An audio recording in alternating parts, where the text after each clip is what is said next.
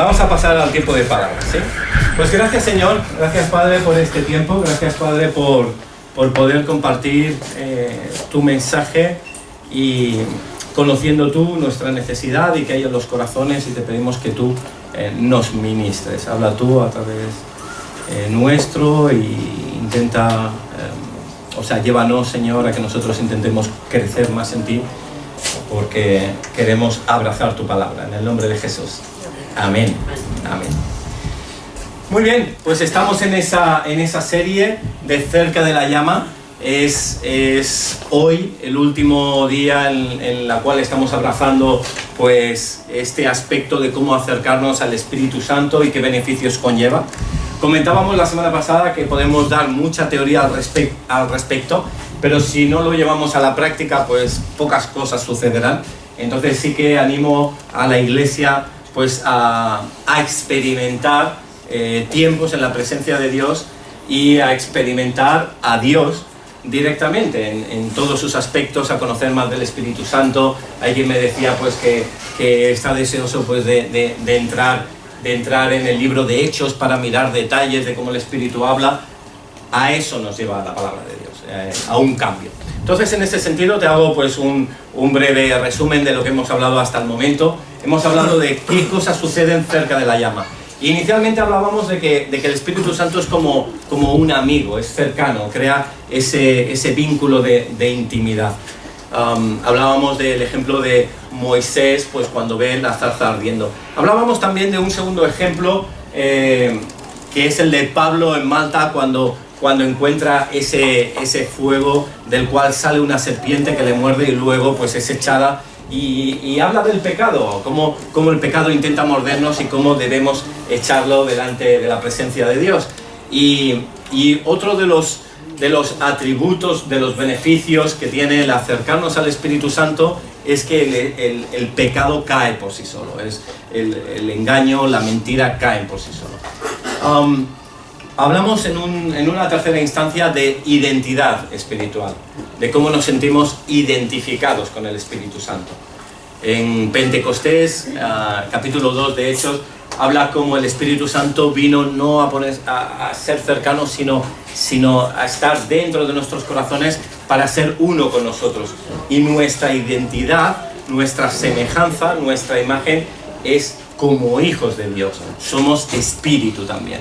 Y en ese sentido, si no encontramos nuestra identidad espiritual, siempre andaremos vacíos en ese sentido. Y guía en el desierto, que hablábamos la semana anterior, cómo esa columna de fuego, esa columna de nube iba marcando el terreno, marcando la trayectoria a un pueblo que era peregrino en el desierto, y también simbolizaba una realidad, que es que nosotros en esta vida somos como peregrinos, habiendo salido de Egipto, si hemos reconocido a Jesús como nuestro Salvador, pero dirigiéndonos a esa tierra prometida que sería ese cielo. Si quieres escucharlas en profundidad, vuélvelas a escuchar, que sepáis que hay un canal de YouTube que pone Núcleo Sans, y allá puedes encontrar todas las predicaciones pues, que hemos realizado hasta el momento, tanto hay en audio como en vídeo. Y si quieres recibir pues, los avisos de todo lo que hacemos y también pues, estos mensajes, pues nos pasas el número de teléfono y te podemos agregar en un grupo de difusión para que tengas toda esta información. Y en el día de hoy pues quería hablar en última instancia de poder imparable. Y cuando nosotros entramos, nos ponemos delante de la presencia de Dios, cuando nos arrodillamos y decimos: Espíritu Santo, bienvenido a mi vida, te amo. Espíritu Santo, te quedas en silencio. Comienza también a influenciar en nosotros su poder. Sobre Moisés, que estuvo delante de la zarza, él encontró identidad, encontró visión, encontró empoderamiento para ir a Egipto. Su propia vara, aquello que tenía en la mano, que era algo sencillo, sin valor prácticamente, fue transformado para que él viera el poder de Dios. Y Hoy quería transmitir un ánimo en ese sentido. La cercanía de Dios, la cercanía del Espíritu Santo nos lleva también al poder. ¿Sabes? Hay muchos verbos en la Biblia, como puedes imaginar, compuesto de tantas frases, tantos capítulos, 66 libros. Hay verbos, evidentemente, pues, que son reflexivos, transitivos y auxiliares. El verbo haber, hacer, ser o estar. Pero fuera de esos verbos tan típicos, ¿sabéis cuál es el verbo que más se repite en la palabra de Dios? 209 veces en el Nuevo Testamento. 38 veces lo menciona Pablo. El verbo dinamai. El verbo dinamai, que significa poder, empoderar, transmitir poder. Si la palabra de Dios lo utiliza como un verbo tantas veces, es porque la palabra de Dios en sí trae poder.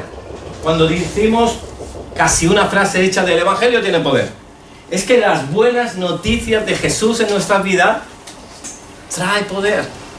Transforma corazones, transforma vidas, transforma relaciones, transforma perspectiva, transforma cuerpos. Dinamai, trae poder. De ahí viene, pues, evidentemente, la palabra que ya sonará por vuestra mente, dinamita. Es algo explosivo. El poder de Dios es transformador, pero además es sorprendentemente explosivo. Poder. Y siempre en esta serie estamos hablando de una imagen donde se ve una llama de fuego, de alguna manera, una columna de fuego, algo referente a esto. Y en ese sentido, pues, me venía el ejemplo del profeta Elías en el Monte Carmelo. No estamos en Barcelona, ¿vale? Monte Carmelo ayer, ¿no? El Monte Carmelo, línea verde, no. Estamos, pues, en el Reino del Norte. Los que estáis haciendo didácticos, precisamente esta semana hablábamos del Reino del Norte. Y si no estás muy ubicado en la historia, pues vamos a hacer una síntesis muy breve. Resulta que después de esa dinastía de los reyes, primero Saúl, luego entra David como rey de Israel. Después de David viene Salomón. Salomón tiene un hijo llamado Roboam. Pero Roboam fue un hombre un poco duro desde su juventud y el pueblo se rebeló. Y hubo una división en el reino. Un jefe de ejército llamado Jeroboam confrontó con él y se llevó la mitad del reino, más que la mitad. Territorialmente era una parte proporcional, pero se llevaba 10 tribus de todo Israel, cuando estaban divididas en 12. Y tan solo quedan 2 tribus en las cuales estaba Judá, que es de donde viene Jesús. Y en esa división del reino sucede que comienza a haber políticamente diferencias muy importantes. Si por un lado en el sur todos los reyes pertenecían al mismo linaje de David, hasta llegar un día a Jesús, tener la misma sangre de los reyes de David, apuntando a ese reinado celestial, en el reino del norte era todo un caos. Eran peleas, eran muertes, eran traiciones continuamente de unos reyes a otros, de unos generales a otros. Era un pueblo que se había apartado de la adoración de Dios, ya no adoraban en el templo de Jerusalén porque era el reino del sur, sino que montaron algunos lugares altos para poder adorar a sus propios dioses inventados. Y en ese mundo tan hostil, donde vinieron más o menos 20 reyes consecutivos hasta después estar desaparecidos en una deportación a Siria, pues de todos esos reyes, ¿sabéis cuántos fueron justos delante de Dios? ¿Cuántos fueron de esos 20 reyes justos delante de Dios? Ni uno.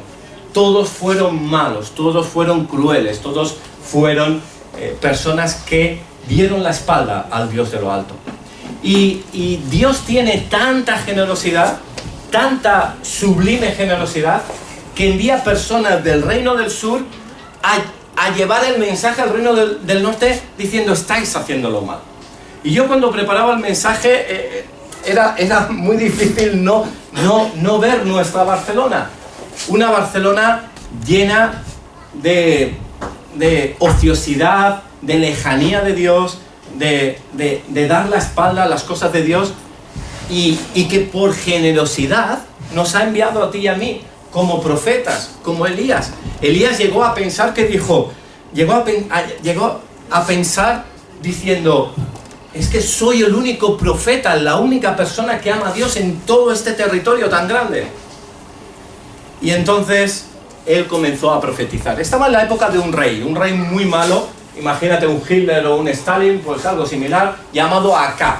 Y en esa tesitura, evidentemente arriesgando su propia vida, estaba profetizando diciendo, estáis haciendo lo incorrecto, os vais a ir al infierno, esto está muy mal, volveos a los caminos de Dios. Y en esa tesitura pues comenzó a profetizar pues que vendría lluvia, que dejaría de venir, y justamente todo lo que el profeta decía pues se iba cumpliendo. Y hubo un día, Primera de Reyes 18-19, que él hace lo que ahora está muy de moda entre los jóvenes, que es un challenge, ¿vale? El otro día una alumna de primero de eso se me acerca y me dice, me mira a los ojos, me dice, feo. Y yo, vale. Y dice, es un challenge. Digo, vale. Un reto que tenía que hacer y era decirme feo. Y digo, ¿cómo está la sociedad de mal, no? Pues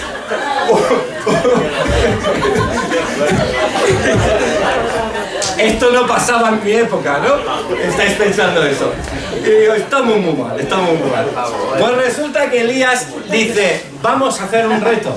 Y le dice a Acab, dice, Primera de Reyes 18-19, envía pues ahora y congrégame a todo Israel en el monte Carmelo. Y los 450 profetas de Baal y los 400 profetas de Asera que comen en la mesa de Jezabel, que es su esposa, la esposa de Acab. Entonces Acab convocó a todos los hijos de Israel y reunió a los profetas en el monte Carmelo. Y para haceros más corta la historia, vamos a leer solo una porción, que será esta de aquí, pero os voy a explicar un poquito la anterior. Une a todos estos profetas y le dice, montad un altar y llamad a vuestros dioses a que arda ese altar.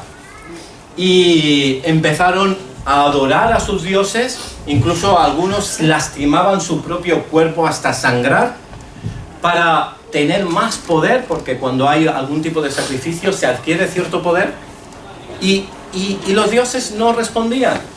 Y Elías, que estaba de subidón, ¿vale? Estaba en un momento, decía, ¿será que están dormidos vuestros dioses?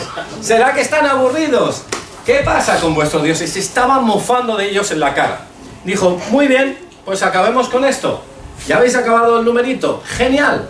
Pues ahora poned mi altar, yo lo preparo, voy a rodearlo con una cerca, poner agua, echar más agua hasta 3 veces, que voy a clamar al Dios del cielo para que lance fuego. Y dice el texto así, Primera de Reyes 18:36. Cuando llegó la hora de ofrecerse el holocausto, se acercó el profeta Elías y dijo, el Señor Dios de Abraham, de Isaac y de Israel, sea hoy manifiesto que tú eres Dios en Israel, y que yo soy tu siervo, y que por mandato tuyo he hecho todas estas cosas. Fijaos que lo que ha hecho aquí Elías es algo tan sencillo como orar. Respóndeme, Señor, respóndeme, para que conozca a este pueblo que tú, oh Señor, eres el Dios y que tú vuelves a ti el corazón de ellos. Entonces cayó fuego del Señor y consumió ese sacrificio, el holocausto, la leña, las piedras fueron fulminadas por su fuego, el polvo ardía. Y aún lamió el agua que estaba en la zanja, hasta el agua ardía. Viéndolo todo el pueblo se postraron y dijeron, Señor, Él es el Dios. Él es el Dios. Entonces Elías les dijo, prended a los profetas de Baal para que no escape ninguno, y ellos los prendieron y los llevó Elías al arroyo de Cisón y allí los degolló.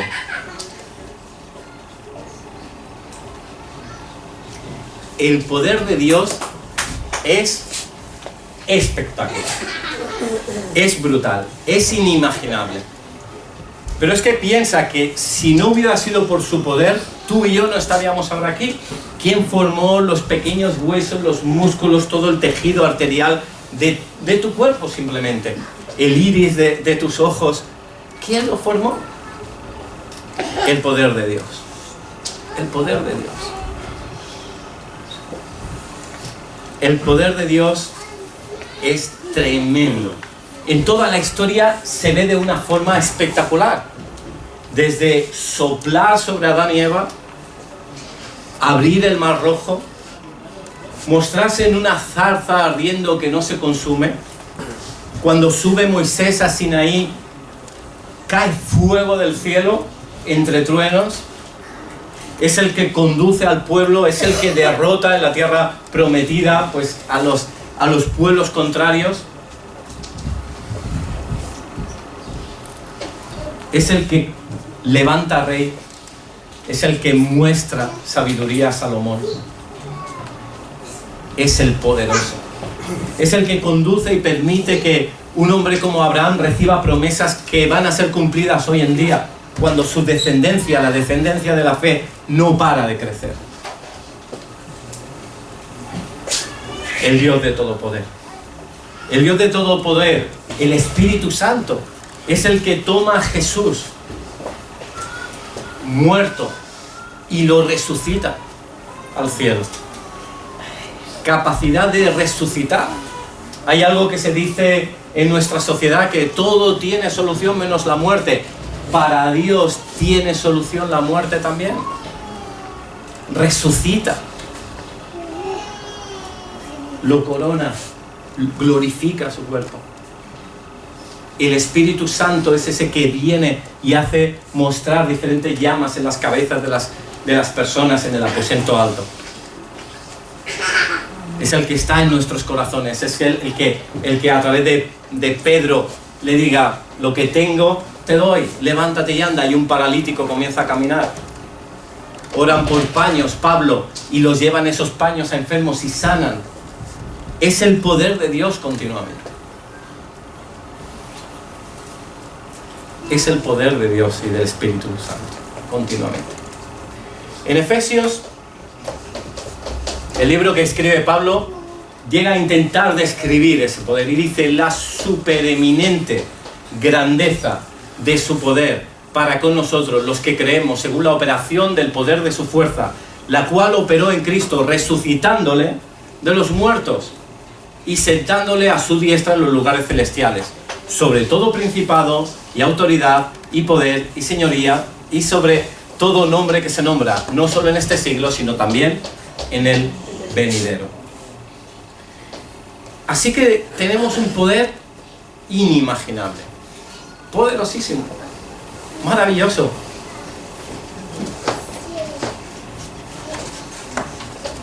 ¿Pero acaso podría ser imparable?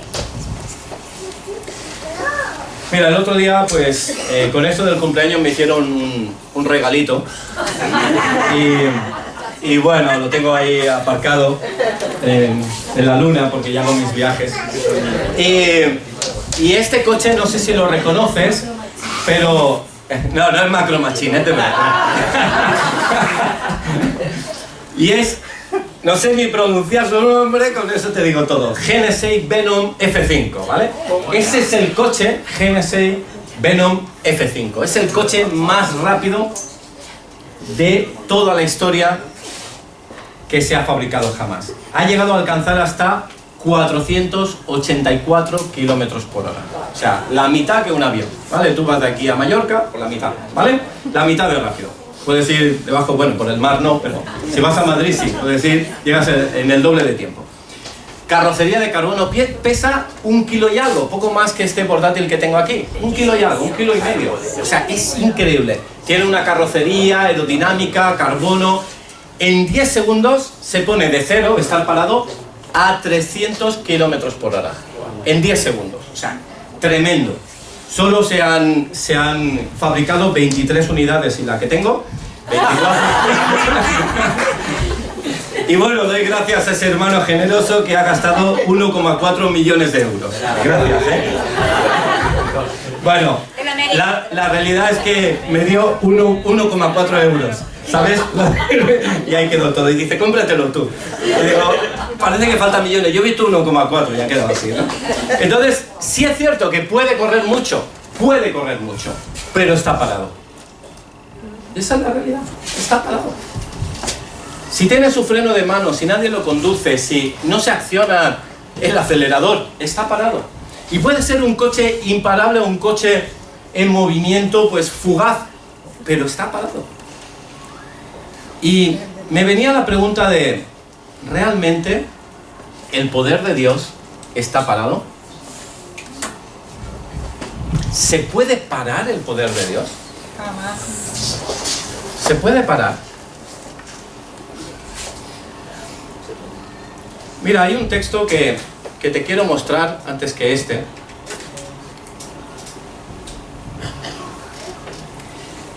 Que es en un momento de la historia cuando Jesús vuelve a su tierra. Vuelve a Nazaret y vuelve a donde todo el mundo le conoce. Y él dice que es Dios. Pero la gente dice, ¿no es el hijo del carpintero? ¿No es el hermano de José, de Judas, de Santiago, de Simón? ¿No es hijo de María? Este es aquel chiquitito que era así, no sé, siempre muy amable, ese pequeñito que sacaba buenas notas en el colegio. Ese es Jesús. Pues ¿sabes qué dice la palabra en Marcos 6? Dice que él vino a su tierra, que lo cuestionaban de esa manera, y en versículo 5 dice, y no pudo, es decir, no tuvo poder, no había dinamis, no pudo hacer allí ningún milagro.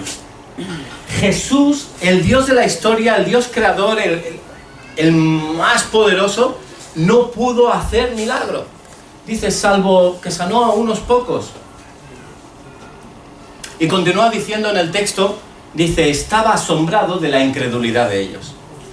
¿Sabes que la fe puede frenar o puede incentivar el crecimiento del reino de Dios? Y este es el texto que os quería transmitir. Después de lo leído, de ese poder sobrenatural, continúa el texto. Y añade el versículo 22 que dice, y sometió todas las cosas bajo sus pies. Es decir, al coche ese tan poderoso le ha dicho, toma, piloto, llévalo tú. Y en los pies del piloto está el acelerador, el embrague, el freno. Le dio para que llevara ese vehículo. Y se lo dio a la iglesia, a los que reconocieron que Jesús murió por él. Sometió todas las cosas bajo sus pies y lo dio por cabeza sobre todas las cosas a la iglesia.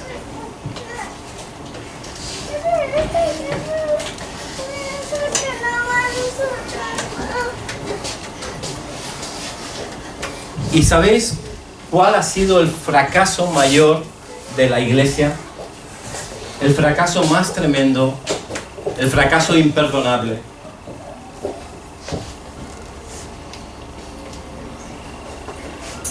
Algo que sí que deberíamos rasgar nuestras vestiduras, no lo estamos haciendo bien. La incredulidad. La falta de fe. Hace unos años yo tenía muchos dolores de cabeza. No me quiero poner como ejemplo por, mira qué bien o mira qué mal. ¿Vale? Sí que es verdad que cuando uno vive algo, queda más de primera mano la información. Pero yo he sufrido de muchos dolores de cabeza y normalmente conmigo siempre iba una caja de aspirinas, y más cuando teníamos un retiro o un viaje. Pero hubo un día que dije, a ver, ¿pero no está Dios con nosotros? Y antes de tomarme una aspirina siempre pedía a Dios. Digo, Señor, quítame el dolor, y pensaba, y si en media hora no se me va, pues tomaré la aspirina. ¿Sabes que he dejado de gastarme 3,50 euros por caja cada 2 meses o cada 3 meses? Desde hace años. Ya no sé ni dónde están las aspirinas en casa, si hay. Y es simplemente porque reconoces o tomas que tienes un poder mucho mayor. Es como si tienes ese vehículo y dices, oye, ¿por qué no vamos pues a, no sé, a casa de Jordi Aura? Está en Badalona. Bueno, que cogemos el metro y tienes ese cochazo ahí aparcado, pues vete. ¿Sabes? Bueno, no sé si aguantará mucho en la calle que en Barcelona, pero un buen parking. Pero es así, si tienes el poder otorgado y delegado, ¿qué hace que no lo busquemos de Dios? Y hay errores comunes en este sentido. Normalmente decimos, es que yo no tengo la fe de Pablo. Es que yo no tengo la fe. Y está mal entendido. Porque la fe parece que es algo como hiper especial, mega archi increíble, que hasta que no tienes ese nivel no pueden suceder cosas. Y eso es falso. Eso es falso. Porque el poder no lo tiene Pablo, lo tiene el Espíritu Santo. Y la fe, la única que nos pide Jesús, es creerle. Entonces, yo te voy a preguntar, ¿crees que Jesús vino y existió como hombre? Hay gente que lo cuestiona. Pero si tú dices sí, continuamos el test. ¿Crees que Jesús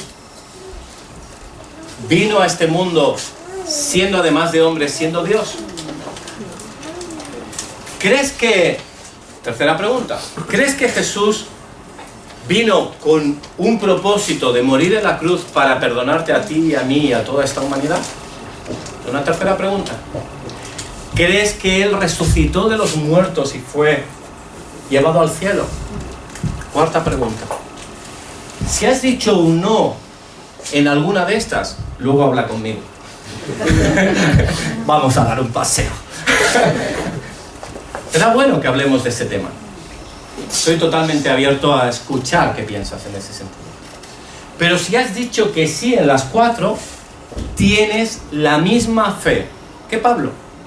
Tienes la misma fe que puede orar por milagros, que puede activar y extender el reino de Dios, que puede permitir abrir el canal, abrir el paso, quitar el freno de mano, acelerar, dejar que se deslice. Tienes carnet de conducir, puedes llevar ese coche, ya está, no necesitas más. Bueno, 1,4 millones de euros, pero ya está, tienes carnet de conducir. Y si tú has respondido que sí a esas cuatro, ya puedes, es suficiente. Pero ¿sabes?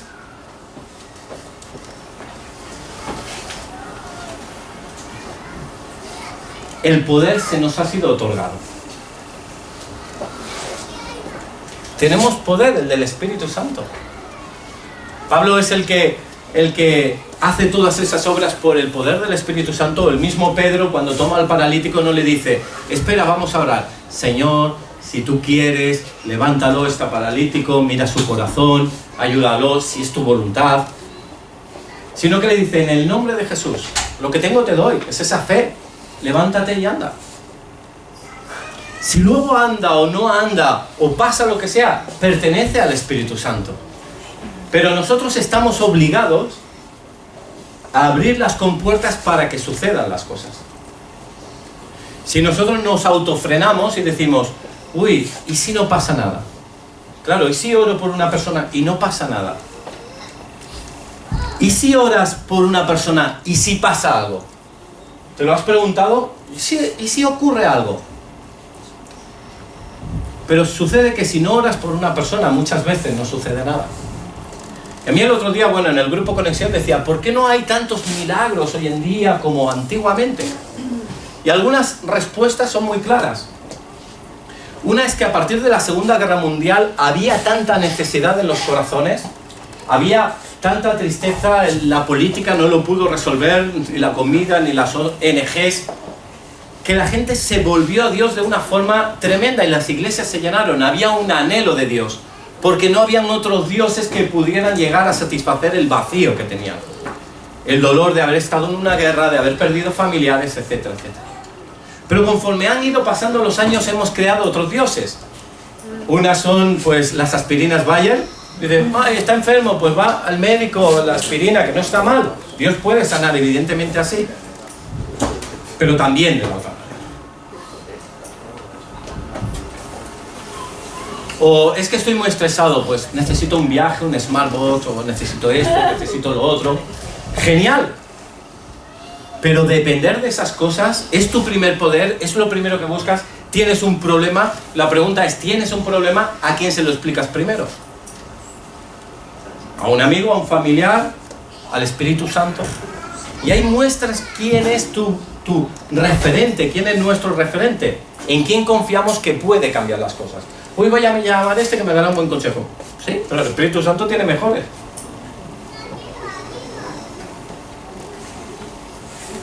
Y luego también sucede que en esta época, pues ya después de tantos dioses, pues no se ve tanto milagro. Eso es cierto, yo incluso hace como 15 años estuve en una campaña de Anacondia y la gente estaba casi pasando la tarde. Había ese anhelo de buscar la presencia de Dios.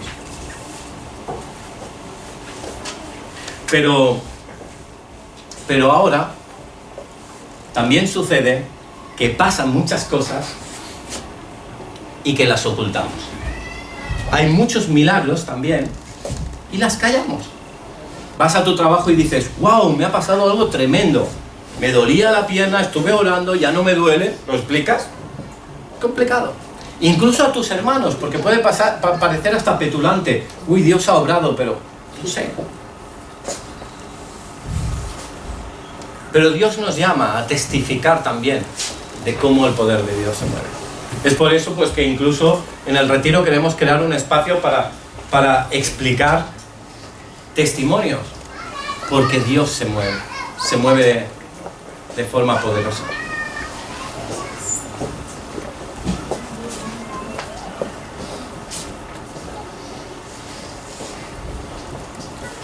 Dios dice que recibiremos poder. ¿Es así? Y quería acabar simplemente con 4 consejos que cerraría esto. Uno, creo que Dios nos llama a anhelar de su Espíritu Santo, a ayunar, a buscar, a orar, a buscarlo primeramente, a anhelar esa presencia.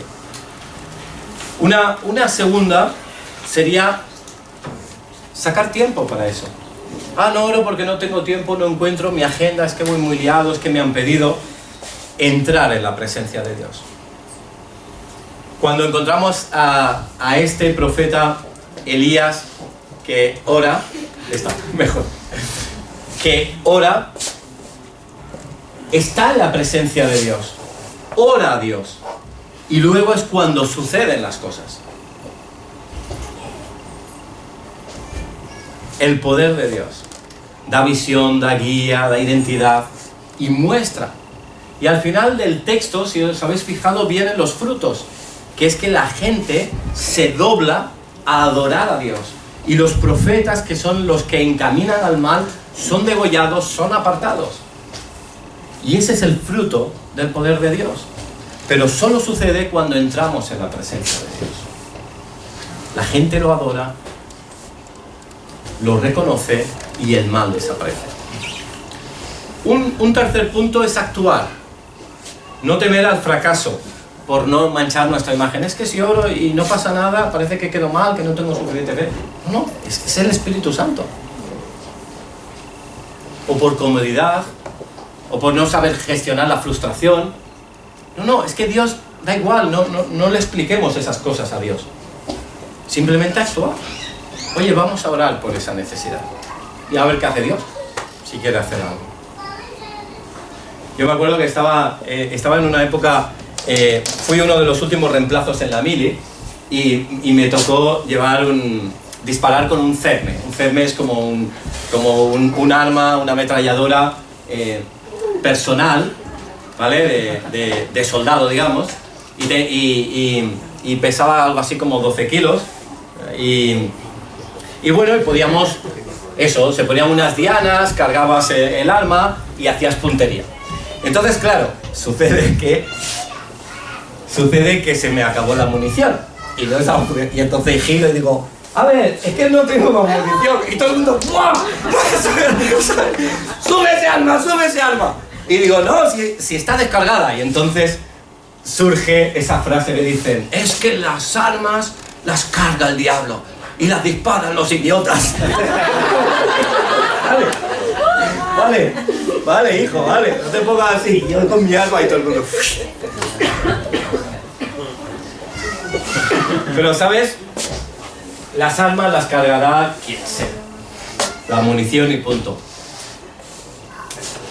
Pero el poder del Espíritu Santo es como un arma dentro de tu recámara, dentro de mi recámara. Y la carga el Espíritu Santo. Nosotros somos el arma. No, es que no dispara. Bueno, no pasa nada. Pero el arma tiene que funcionar. No podemos guardarla porque el Espíritu Santo no sabemos si obrará o no obrará. A veces he explicado la historia de John Wimber, que llegó a estar cada domingo, como leía en la Biblia, que habían sanidades cada domingo, hacía pasar al frente enfermos y oraba por ellos y nunca pasaba nada. Y al domingo siguiente llamaba a enfermos y oraba por ellos y nunca pasaba nada. Y él decía, pero yo sigo lo que dice la Biblia. Y estuvo como más de un año haciendo eso, hasta que una señora sanó. Y el más sorprendido fue él, no la señora. ¿Qué haces? Pero esto no es así, no está en la liturgia, ¿no? Y gracias a que él lo intentó, al final esa mujer sanó.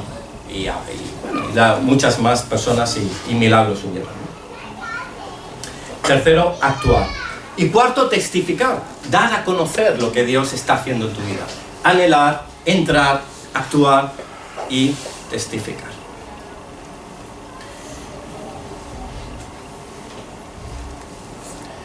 Y voy a acabar con una frase de John Stott que dice, testimonio no es sinónimo de autobiografía. No es testificar para explicar nuestra autobiografía. Cuando estamos testificando no estamos hablando de nosotros mismos, sino de Cristo. Y hablar de lo que hace el Espíritu Santo es dar gloria a Jesús, es dar gloria al Padre.